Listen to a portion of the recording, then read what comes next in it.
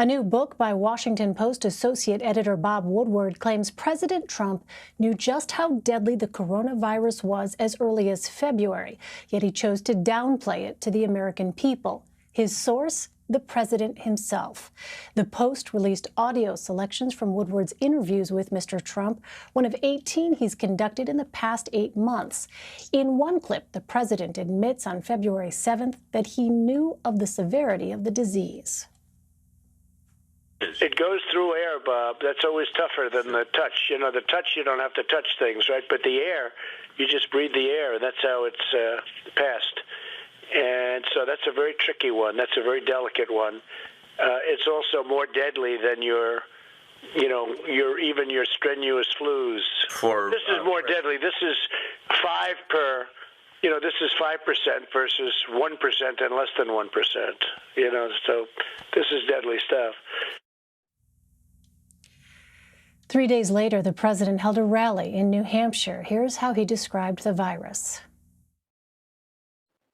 The virus. They're working hard.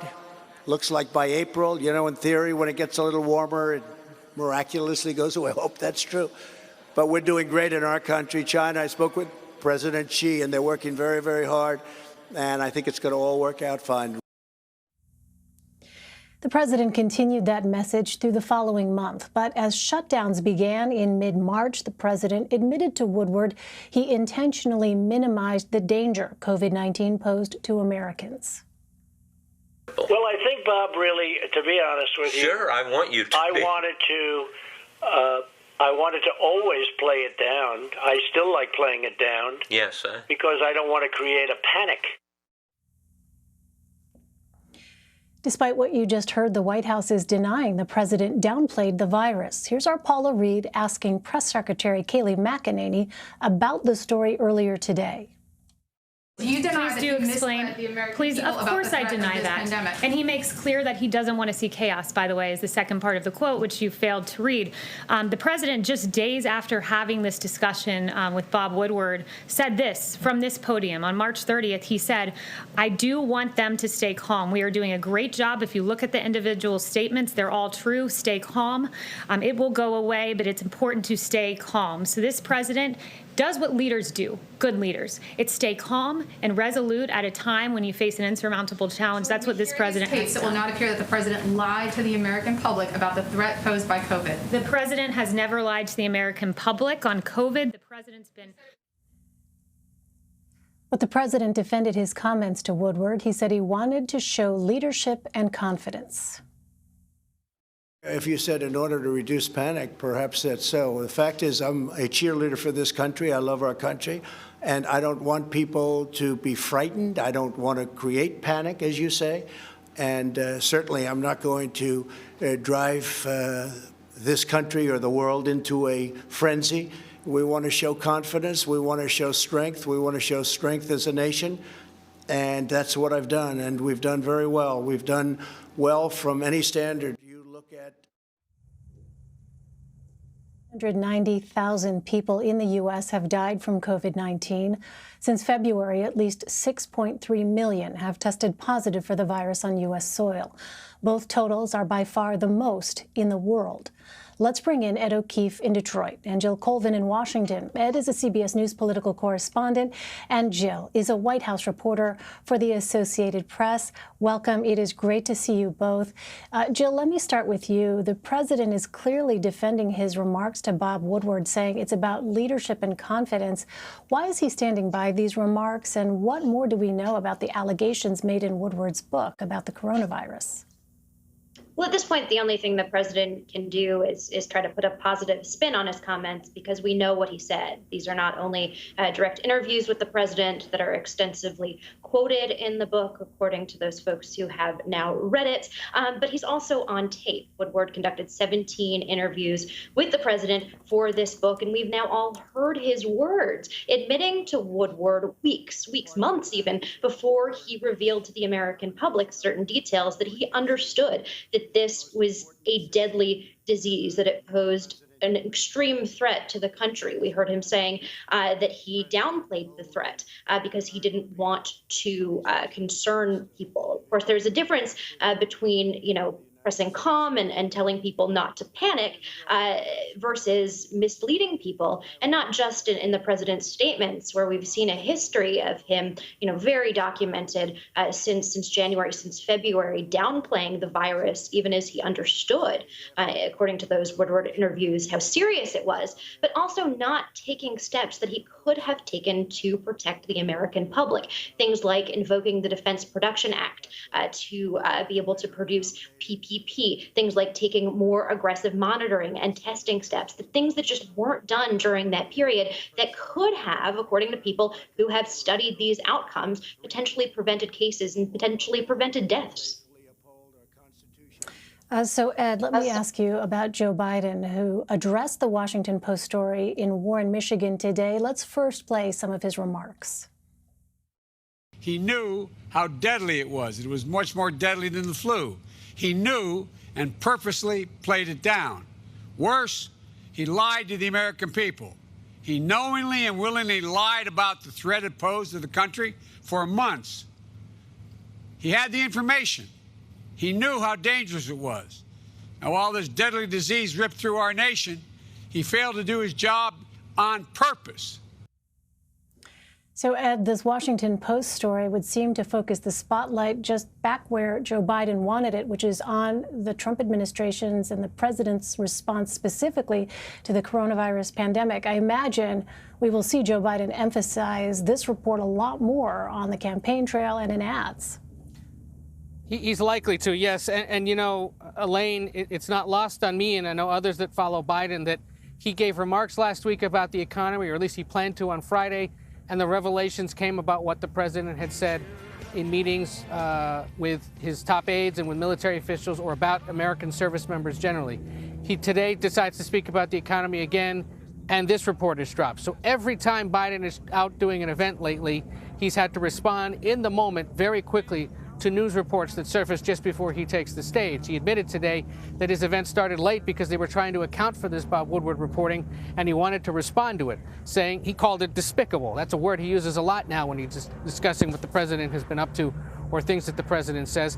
And he kind of lumped it in with the ongoing response to the pandemic generally, that not only did he potentially withhold this information and drop the ball in the federal response to the pandemic, but it's part of why he's struggling to help the economy rebound as well. That was the argument Biden made today. So he mentioned this at the top and then moved on to this economic argument that he needed to make in this state, Michigan, which of course the president won narrowly in 2016, and at a time when voters still overall across the country give the president a slight edge on the question of which candidate's best equipped to deal with the economic downturn and rebound. This is a state that's lost about 60,000 manufacturing jobs since March, so it's an acute concern, an issue here in a state that he'd like to win back. He was beckoned here by Democrats who say that the ticket needs to be spending more time wooing voters in person with these kinds of events, and he'll be here throughout the rest of the day. But it's stunning to me that yet again the campaign is being played out on the president's, on the president's terms, essentially, in the sense that reports are surfacing again about something that the president has said in the past. And here's the other thing: do we know that fresh revelations about what the president may have said in the past have any effect on a voter's mind at this point? No, there's reason to believe it really doesn't. Most Americans have made up their mind. So, he'll have to go out and respond to these things when they happen. But it's not as if those reports single-handedly are going to move the needle one way or the other. If anything, it might just inspire people to show up to either vote for the president because they're sick and tired of hearing about what he said in the past, or for Biden because they're sick and tired of hearing about what the president said in the past. You bring up a really good point, Ed, about the fact that a lot of people's views at this point are essentially set. But I want to turn back to Joe Biden's message on the economy. You touched on just how hard hit Michigan has been since the pandemic hit. We know that unemployment there reached 24% in April, is still around 10% as of this moment. What exactly did Joe Biden tell supporters about his economic plan? Did he offer specifics?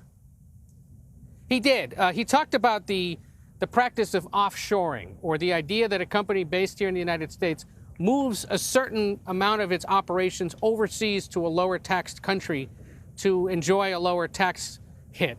And what he's trying to do now, or what he's proposing to do, is levy a 10% tax on companies that do that and make products overseas and then bring them back here to the United States to be sold. And this would include hitting companies that might have overseas call centers, for example. The idea being that those jobs should be brought back to the United States instead of being essentially moved overseas to enjoy a lower tax burden. He'd also create a tax credit for companies, especially manufacturing companies, that establish ways to hire more Americans. And he would make more aggressive use, he says, of the Defense Production Act, which of course is that Great Depression era act that would essentially allow the federal government to mandate the production of certain goods and services, would use that to make sure that the federal government, at least, as a purchaser of goods and services, focuses on buying American instead of from multinational corporations. So, you know, it kind of proposal, very narrow in scope, wouldn't solve all the problems, but resonates in a state like this, which, as we mentioned, has seen the loss of tens of thousands of manufacturing jobs just in the last 6 months, and of course, over several years, many more. Jill, back on Woodward's book for a moment. The Post says that the book goes into detail about North Korea and national security. And one part that stands out is the president revealing an apparent new nuclear weapons system. He bragged, quote, "We have stuff that Putin and Xi have never heard about before," referring to the Russian and Chinese presidents. Jill, does this conflict at all or contradict at all the president's public approach to defense and diplomacy? He said before he wants to decrease America's military presence. Yeah, it's really interesting. And elsewhere in the book from the reports, he says that he spoke to other people who expressed surprise that the president would share that kind of classified information with a reporter. So not providing any more explanation of exactly what the president was talking about, but seemingly confirming that there is something that we are not aware of. Look, the president has spoken on one side about, wanting to withdraw the country from what he calls its endless wars. We had another announcement today about a drawdown of troops in Iraq. We're expecting another one coming shortly about troops in Afghanistan as he tries to tell the public that he has fulfilled his 2016 campaign pledge to bring American troops home. On the other side of it, this is also a president who talks constantly about, defense through strength. He has talked endlessly about how he has invested more and more money into the military. He also, of course, created Space Force, a new branch, which is effectively an effort to weaponize space and increase, America's foothold in space when it comes to competing against other countries like China, whom this administration sees as its top, geopolitical threat. And so this is not a president who shied away from investing in weapons. This is a president who has wanted to have marches and parades down the streets of Washington, D.C. with tanks on city streets. He's somebody who likes to include military flyovers in many of his events. So this is very much something that I can imagine the president being interested in. Just another fascinating example, though, of this president in these conversations, many of which the White House wasn't even aware was taking place, revealing these details that no other president would ever reveal to a reporter. On another topic, Jill, I feel like I ask this question every day, nearly every day, but have we heard any progress on talks between the White House and Congress on another possible stimulus package? That's a good question. And it's one that, they have been going back and forth now with, it feels like very little incentive from this White House to actually make something happen. There have been ongoing talks. The Chief of Staff, Mark Meadow, has been involved in some of those, speaking to rank and file Democrats as they try to push towards some kind of, temporary relief. There's been some talk in the White House about, potential things that they might be able to do again unilaterally to try to extend programs as they risk expiring, as they realize that the president needs to make sure that the economy is doing better than it is now if he wants to win this election. But it's this other example of you see a very little, it feels like, urgency in the White House to try to work with Democrats to actually try to accomplish something that might be able to help. So, Ed, instead of opening his remarks today with the Woodward comments, the president instead focused on a list of judges, which included several senators, or a list of potential justices, rather, including several senators. In doing so, he made a number of statements that were not true. Let's go ahead and listen to some of that. Joe Biden has refused to release his list, perhaps because he knows the names are so extremely far left that they could never withstand public scrutiny or receive acceptance. He must release a list of justices for people to properly make a decision as to how they will vote. It is very important that he do so. All right, so Ed, give us a fact check here. Is there any truth to this idea that Joe Biden is refusing to release a list of judges? He's not refusing to, but I think it was me who asked him in late June during one of his first press conferences, would you consider releasing a list of nominees similar to what the president does? And his response was something like, well, one thing I've learned is not to do things like what the president does because they're usually wrong.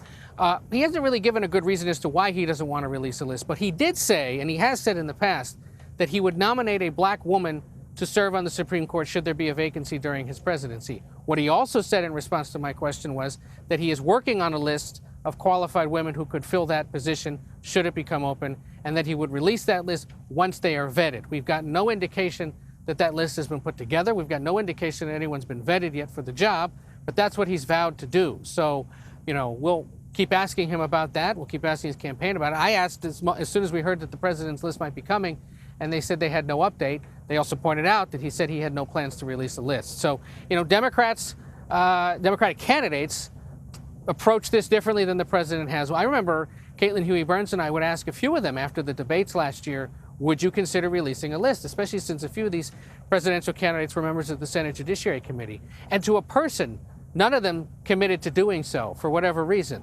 But they understood that there would be great interest in it. And look, we've talked about this before. Conservatives, the Republican Party, used this as a galvanizing issue. It worked, especially in the closing days of the 2016 campaign, to rally support to the president's side. He literally went around the country and said, you may have an issue with me, but just imagine who Hillary Clinton might appoint to the Supreme Court if she's president. And that worked. About 1 in 5 voters said in the exit polls that among the reasons they had shown up to vote that day was to ensure a conservative majority on the Supreme Court. So they're doing it again. And if you watch what Vice President Pence has said over the last several weeks out on the trail, he always mentions that the Trump administration would continue to put conservative justices on federal district and appeals courts and on the Supreme Court should there be another vacancy. He's also gone so far recently as to call out the conservatism of the Chief Justice, John Roberts, given some of the decisions that he's made over the past year. So it remains a big issue for the Trump administration and a big issue for the Trump campaign, because they know history proves that it brings out the votes for them, especially in the closing weeks of a campaign. Jill, in our final minutes here, I want to ask you a question about tactics here. The Wall Street Journal's editorial board argues that despite closing the gap since the Republican convention, the president is unlikely to win the nationwide popular vote, and his only path to victory is through the Electoral College. Are we seeing him play out that strategy, essentially, in targeting certain states? Absolutely. I mean, both candidates here are trying to win the Electoral College. That is ultimately what matters. It certainly still stings the president that he did lose the popular vote in 2016 to Hillary Clinton, something he especially used to talk about pretty frequently. At points even trying to claim that he did win or would have won had it not been for people voting illegally, despite the fact that there is zero evidence that that is the case. But look at the travel schedules that both of these candidates are currently undertaking. You had the president was in Florida and North Carolina yesterday. He will be in Michigan tomorrow. You'll see him heading this weekend to Nevada. These are states that the president and Biden are fighting over. And in so many states now, these candidates are really, really close. If they keep in mind some of this polling, there hasn't been a ton of polling in many of these states, and we always want to be careful when we look at these sort of small sample horse race polls. We don't want to read too much into them, but you look at states like Pennsylvania, you look at states like Florida, and both campaigns are really saying that they are seeing momentum. Some of the public polls really have them within the margin of error, and you could see another race where this is incredibly close. Both campaigns are expecting it to be an incredibly close election, really decided on the margins in these states. Yes, and we are watching all those states so closely. Ed O'Keefe in Detroit, Jill Colvin in Washington, thank you both very much.